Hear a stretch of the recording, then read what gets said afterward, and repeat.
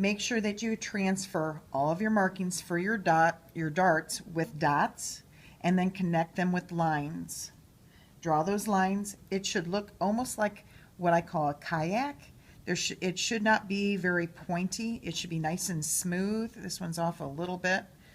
But after you have those transferred, and you have two of them because they're on both sides on the back, you're going to stick a pin in the center dot through the left side and then back out the other, just like that, so that then we can squeeze those together and they can lay on top of one another. We're only going to do the right side of this dart first. So I stick a pin through the side that's closest to me, back out the other, squeeze it together, and pin right on that line so it's on both sides. And then through the end, we've got an end dot down here. That's where we're going to stop. It's extremely important to stop right at that very end point. Now, we're going to go and pin the other side from the other direction. So I'm going to turn it around. We're going to eventually, after this is entirely pinned, we're going to start at this point and stitch down to nothing, and we'll turn it around and start at that other point and do the same thing on the other side.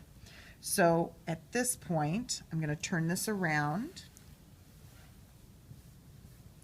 and I'm going to do the same thing. I put a pin through the dot that's closest to me, back out the other coordinating side, and I squeeze it together so that the lines are on top of one another, and I put a pin through it.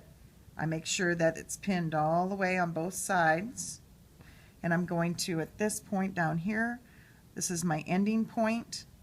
When we stitch to the very end, it has to fall off the edge. You have to stitch to the very edge, or you're going to have what I call a belly button at the end of your dots or darts, and that'll look silly.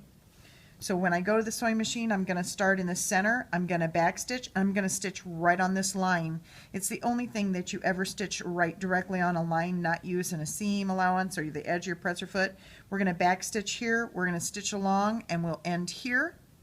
Then we're going to flip it over. We'll do the same thing on the other side. Wherever we started stitching, we're going to start again so they butt right up against one another. I'm going to take this to the sewing machine and show you in the next sample.